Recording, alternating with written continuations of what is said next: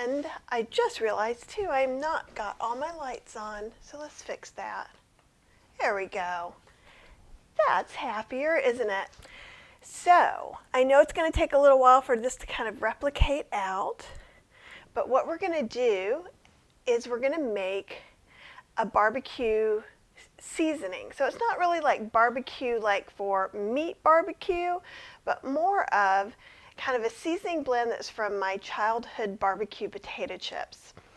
And it's good for so much more than just that. It's really good on lots of things. But while we're waiting for people to come on, say hi, let me know how you're doing. Hi, Helen, I'm sorry. And Apple, yay, is lurking while tidying up an art studio. I'm very curious about that. I'd like to see some of that art. Thank you very much. I could use kind of a little bit of a perk. I don't know if you guys can tell, like, it's super dreary here today. This has not been like a high energy, exciting day. My cat is saying hello. Actually, what she's really saying is she'd like some different food than what I just gave her. And if you have a cat, you understand what that's all about. Hi, Christine. Welcome. So what we're doing today is something that's really simple. It's actually one of Chef AJ's favorite spice blends, which is my barbecue seasoning blend. And basically, I made it for Vegan Cooking in Your Air Fryer, that book, and to do like a barbecue potato chip without deep fried potatoes, right? So we'll talk about some of the different seasonings, and I just love seasoning blends anyhow. I think I've told you guys this month that I'm working on an oil-free sauce and seasoning cookbook, so some of these are going to be in there too. Hey Karen, welcome. It's good to see you. All right guys, then I think we can go ahead and start with our seasoning blend. Now I'm going to use date sugar today because I'm actually going to gift this. So I don't know if the giftee is on or not, but she can't have sugar, like refined sugar, but she's been doing okay with date sugar. So we're going to put that in there. Oh, and hi, Linda. It's a rainy day in Windsor, and it's just gloomy. And I don't know what's gloomier, the fact that I've been downstairs kind of holed up working all day, and then come up and see that it's not so happy. You know, you guys have those days too. We're going to use some smoked paprika, and I'm going to put in a tablespoon. We're putting in a lot. A tablespoon. Get that where it shakes out a little bit more. And if you hate smoky flavors, you could skip this smoked paprika, but I think it really adds to the seasoning blend. So I see a lot more people are here. So let me see if I can get that to clear up. So that was about 1 tablespoon, and I'm going to put about 2 teaspoons in there in addition to that. And again, this is smoked paprika. Okay. And then I'm going to put a tablespoon of onion powder. God, you guys can't see. I don't know why. There we go. That's a little bit better. And I don't care if it's the chunky part like this because I'm actually putting it in my spice grinder to grind it. So it's probably the best way to use it up, honestly. Okay, and I'm going to use just some sea salt, some Mediterranean sea salt, but what you could do is leave this out. Chef AJ leaves it out, and that's fine. So if you're doing a salt-free diet, I wouldn't even add anything else in instead of it, really. So I'm going to put, traditionally it takes about 2 teaspoons. You could start and just use 1 if you want to have a lower sodium version, or leave the salt out altogether. Typically, you know, I've talked a lot this week about not using salt in most of my blends. I use this as more of a finishing blend, so this would be really good on baked potatoes, baked sweet potatoes. If you made some crumbles of some kind to crumble up on something, that could be really nice. Soy curls. So if I was going to do it more in like a soy curl soup stew, I would definitely leave the salt out. But as a finishing kind of spice, I'm okay with it all happening that way. Okay, great. So then I'm going to use some tomato powder. Now, I want you to kind of, I'm not sure how well you're going to see this. So these are some of the keep dry packets that I tell you about.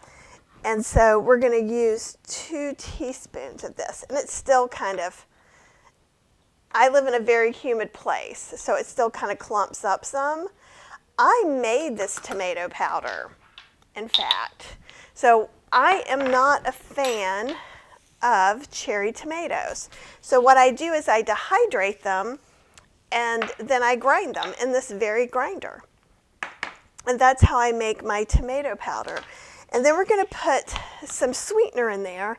And I'm using this date sugar that I got at either Home Goods or TJ Maxx.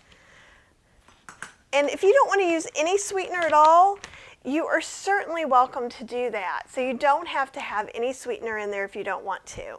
Or you could use brown sugar as well for like a more traditional flair to it. And we are going to add 1.5 teaspoons of chili for the stew powder. Or if you don't have any of that, so this has things like oregano and cumin and some more garlic and stuff, but no salt.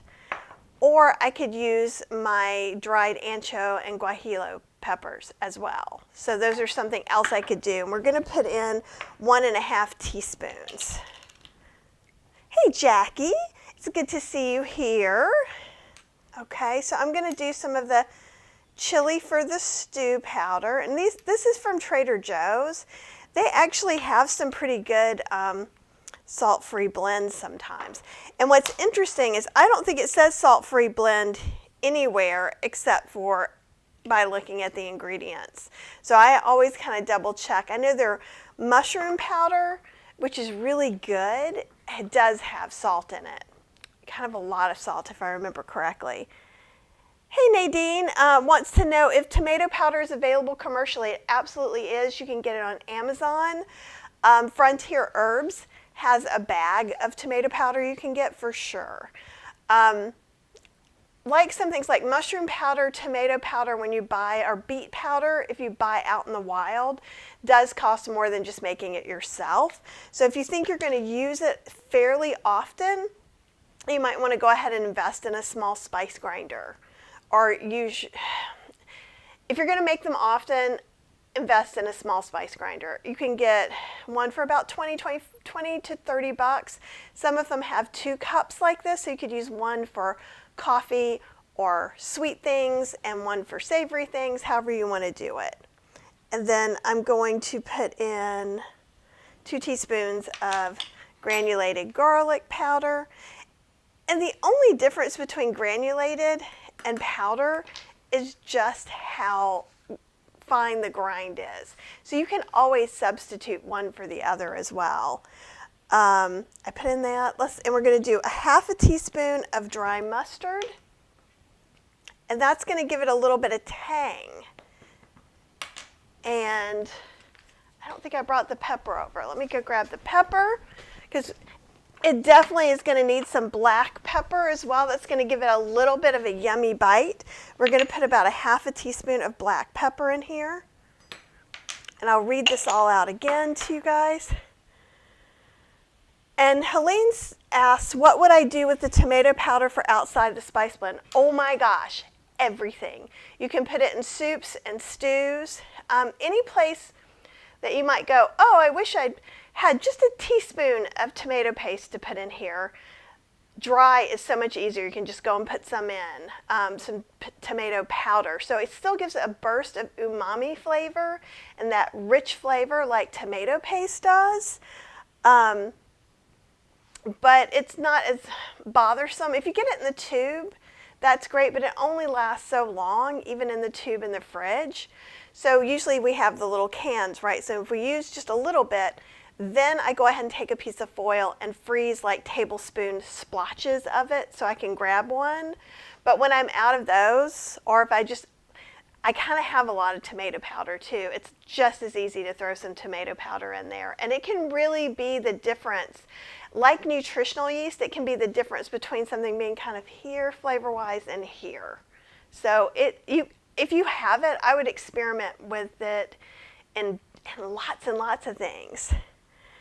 Tanda, excellent, from McKinley, Florida.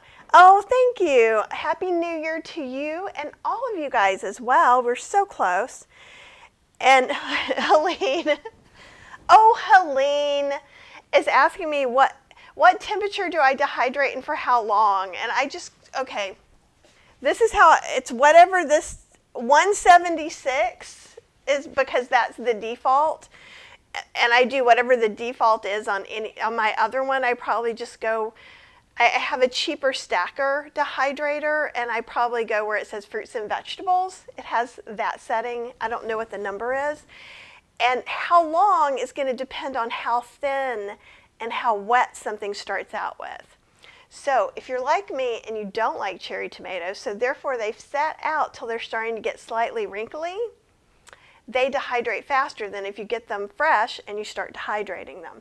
So it's not exactly how much time, but how crisp they are. Because if you're going to grind something to a powder, it has to be bone dry.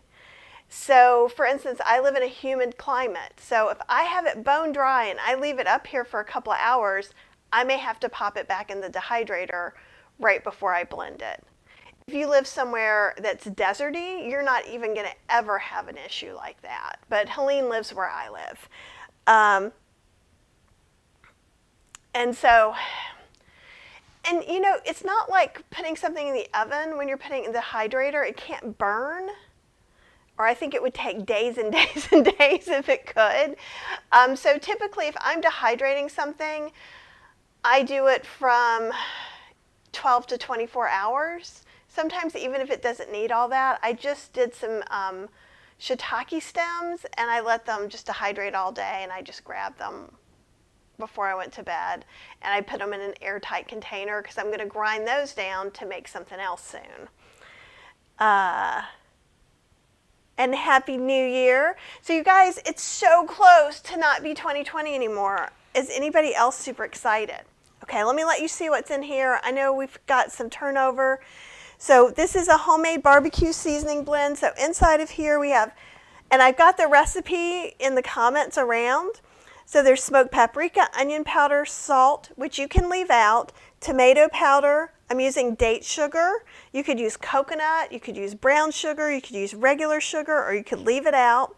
Granulated garlic, a chili for the stew powder is what I'm using here, instead of an individual chili powder, but you could indeed do that. Okay, I'm going to kind of get this guy in here where you can see it going soon. And dry mustard and black pepper. And I'm just going to grind this stuff up. I like using this Ninja blender with this attachment because it is quite powerful.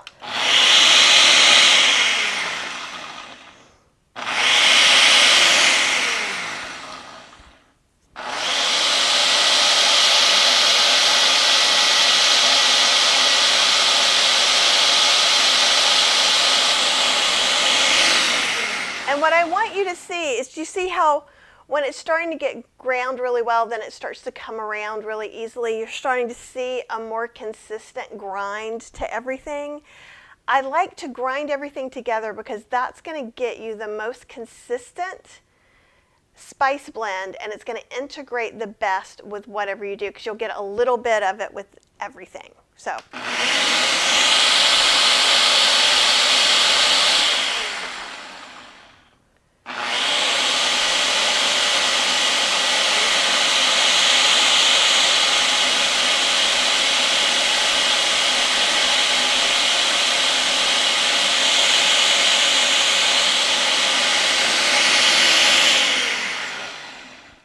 Just depending on how powerful your spice grinder is, you may have to do it longer than this.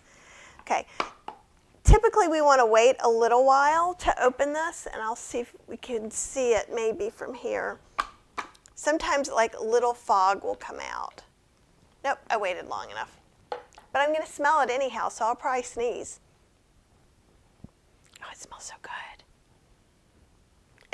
So what I was trying to replicate, the Potato chips I grew up on were Wise brand, which is something that's from North Carolina area. And so it's a little bit sweet, a little bit spicy, very tomato, onion, garlic, like a lot of like snack food coatings are. But what this would be great on, so you could do air fryer potato chips. You could sprinkle this on roasted potatoes. You could go to healthyslowcooking.com. I have an oat sausage crumble recipe that has a sausage blend, but you could use this instead. You could put this on jackfruit to make kind of barbecued jackfruit. So what I would do for that is I would probably take it out of the can, shred it, mix it up with this dry rub, which is going to be kind of wet, and then I would stick it in the oven on 350 and check it about every 15 minutes and kind of just, stir it around until it starts getting a little bit dry and crispy, and then use it. That would be awesome too. And Denise says, hi from Alberta, Canada, and that she's made the dehydrated tomato powder. This summer it was her first time, and she had so many cherry tomatoes in her garden, and I can understand that. Sometimes I get so many cherry tomatoes from the CSA people, and I know a lot of people like them. And I don't mind the flavor of them. I don't like the way they pop in your mouth and squirt out all their tomato goodness. I don't have a lot of weird food textures that I'm not thrilled with, but that's one. And she just used the Circle dehydrator, and that's what I have, is a dehydrator that was gifted to me, or you can find in thrift stores, and I bet after the holiday season there'll be tons more in the thrift stores, because people tend to clean out, or that somebody finally got their new Excalibur they've been wanting their whole lives, so they'll be putting out some other things that are still perfectly good. And she had it on the lowest temp for most of the day. And I think with a lot of dehydrating, you're going to get that, because like, what if I'm cutting my okra thicker than you're cutting your okra? Then it's going to take longer to dry. So I think that's one of the things that testing it is probably the best thing. And you could even, and this is for Helene, so like if she had a whole bunch of cherry tomatoes, you could take one, put it in the spice grinder, see if it ground up enough. Like when I'm doing chilies, like especially the guajillo chilies, because they're so thin and they're not as juicy as the ancho anyhow, or as thick, that sometimes it's hard to tell when they're done enough until I put it in the spice grinder. But even if you did that, you put a handful of tomatoes in there, they weren't quite ready, you can just throw them back in the dehydrator. It's easy peasy. Oh, and someone says we call those all dressed chips in Canada. I like that. I was in Canada once, and I did have the ketchup potato chips, and that was very exciting. This was a bazillion years ago. And I was in Ontario, and it was the warmest winter, which was super cold to me, but they had like a winter fest, and I guess people usually ice skate back and forth to work, and they weren't able to ice skate because things were starting to melt a little. And I just seen people ice skating to work once was like mind-blowing for me. Here, we don't really do the whole ice skating on lakes things here. Like for instance, it was like 60 degrees yesterday, and I think it's 40 degrees tomorrow. Like in this, especially kind of in the mid-southern United States, like it could be 20 degrees for a few weeks and then be like 70 degrees for a couple days. It's a weird. And Nadine is from I know how to say it, Saskatchewan, and I'm not saying it. Oh my God, it's hanging like Worcestershire sauce hangs. But let me see if it'll with the new thing, will it let me? Yeah, there you go. So you guys can kind of see. I'm just going to put it up there for you to read instead of me butchering it. And I apologize, Nadine. It has been one of those days. And just blended up the tiny garden tomatoes that I picked green before the frost mid-September. I love doing that when I have a garden. They didn't ripen, but they wrinkled at the same pace. Didn't matter to my Vitamix. I made fresh tomato soup today. I should have waited and dehydrated. No. It's always good to have like a whole bunch of different tricks in your arsenal for what you can do with some extra ingredients, really. And I think that making soup with them is amazing too, and I do that. And what's weird is I like oven roasted tomatoes, so I can cut them and roast them and be kind of happy with them. And Nadine says ice skating is a required skill for all Canadians. I went once in my 20s and it was not a pretty sight. I'm very much like, I like my feet on the ground kind of person. Cheryl likes to go biking, and she was talking about rollerblading the other day. I'm like, yeah, I will walk for 8 hours though. I love walking. So do you guys have any questions about this? I know it's kind of just a shorty. And again, I'll let you guys just see the blend. It's just so tasty. And so again, like if you were making this the first time and you weren't sure, take like just a tiny little bit, put it in your hand like that, and taste it.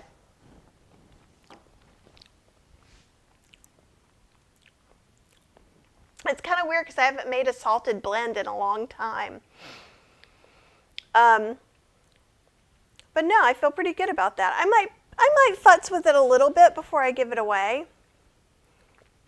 But I think it's kind of nice. And again, don't feel like you have to add the salt or you have to add the sugar.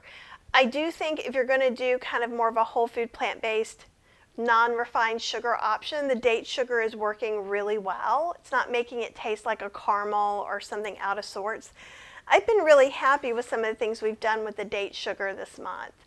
I did make some tough brownies with it, and they did make them taste super caramely, but there was a lot of sugar in that too. And here we're just using just a little bit. Tomorrow, so I already went ahead and scheduled tomorrow's live so that we can not have to wait for me at the last minute like you usually do. So at 4 p.m. Eastern Standard Time, I'm going to make black-eyed peas. So the recipe are already on there too, so if you can see it, you can go and get the recipe. If you want to make them along with me in the Instant Pot, you are most welcome to. They will heat up fine the next day. There's a slow cooker recipe that you can get on Healthy Slow Cooking. So if you go to healthyslowcooking.com and look up black-eyed peas, you can get it there. If you don't see it in the in the comments, not for this video, but I also right after this one posted a thing that says get a reminder for the black-eyed pea video. It's on that one. And so, or go to plantbasedinstantpot.com and get the Instant Pot recipe. And that's the one I'm going to make tomorrow, but the slow cooker one works great too. So there is no one is better than the other.